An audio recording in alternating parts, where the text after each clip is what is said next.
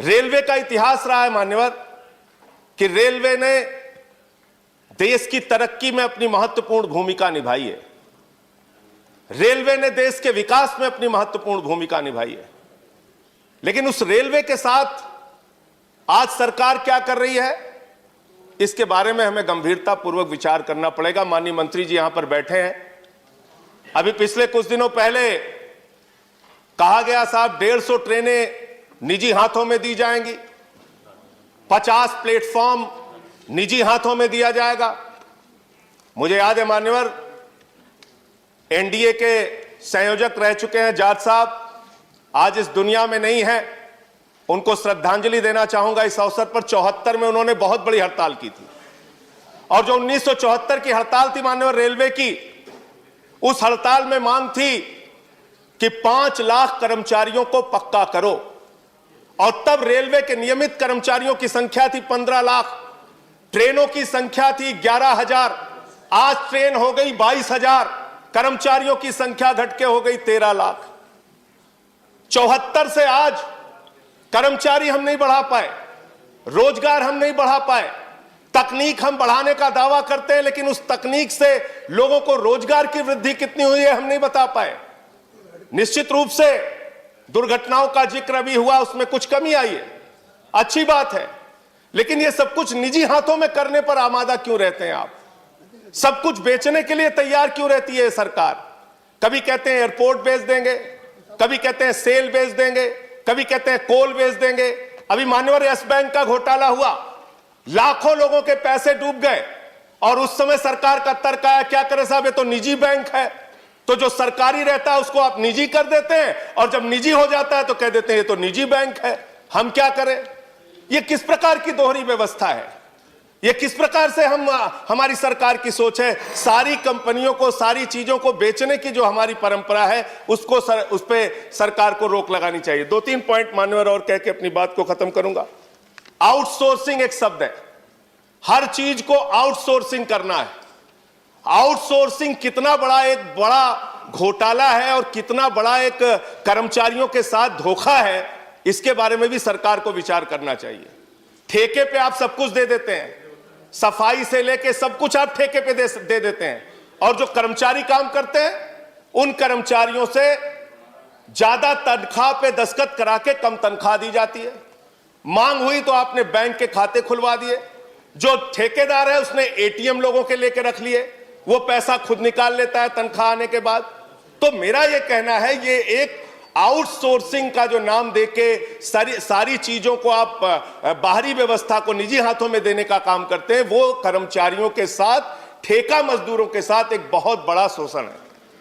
इसके साथ साथ मान्यवर, आप नई ट्रेनें, बस सबको आपने थोड़ा समय दिया, मुझे भी कृपा कीजिए सर। आपने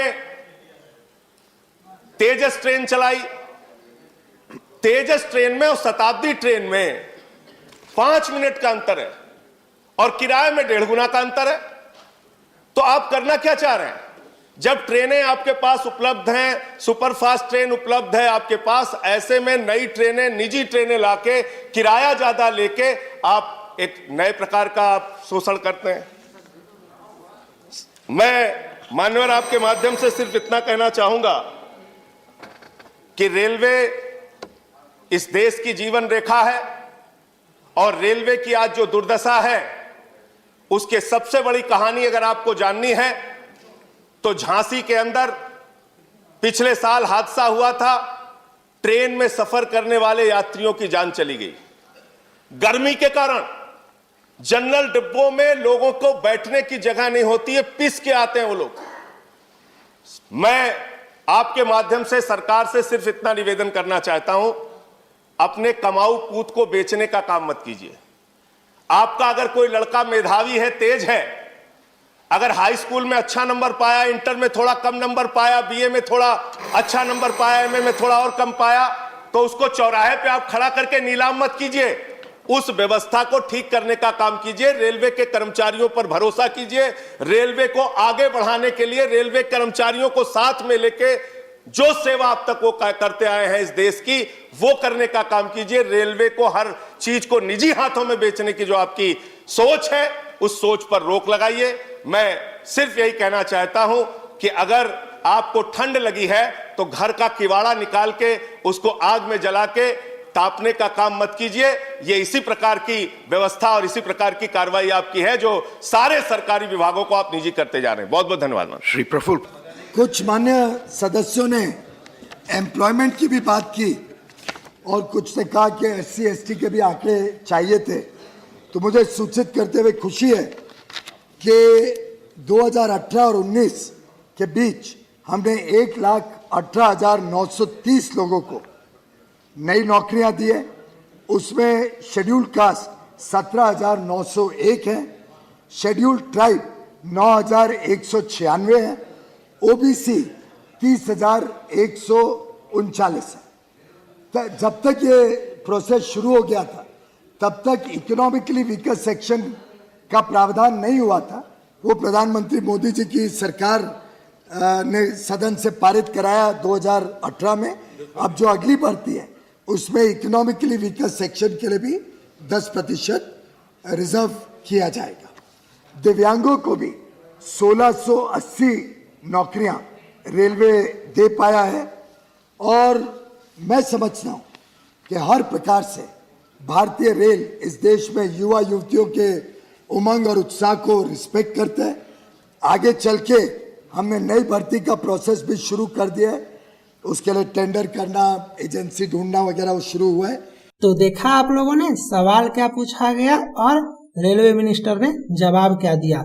खैर ये सब तो चलता ही रहेगा। एक सच्चाई और है, वो आप लोग जान जाओ कि एग्जाम जो है वो 4 महीना में हो, 6 महीना में हो या 1 साल में हो, लेकिन एग्जाम तो आपका होकर ही रहेगा। ओके, और सिलेक्शन उसी का होगा जिसका प्रिपरेशन अच्छा होगा। तो आप लोग इस चैनल को सब्सक्राइब कर लो, क्योंकि इस तरह का जितना भी अपडेट आता है वो तो आपको मिलेगा ही मिलेगा। साथ ही साथ फ्री ऑफ कॉस्ट आपको अच्छे से ये मैथ्स का पूरा कंप्लीट बुक, ये आपका सामान्य विज्ञान पूरा का पूरा कंप्लीट बुक और ये आपका सामान्य अध्ययन पूरा का पूरा कंप्लीट बुक आपको करवा दिया जाएगा इस चैनल पे, और लेक्चर आना स्टार्ट भी हो चुका है। और अच्छे से कंप्लीट प्रिपरेशन अगर आपको चाहिए तो डिस्क्रिप्शन में आपको ऐप का लिंक मिलेगा, उस ऐप को आप लोग डाउनलोड कर लो। मिलते हैं किसी और अपडेट के साथ। Thank you.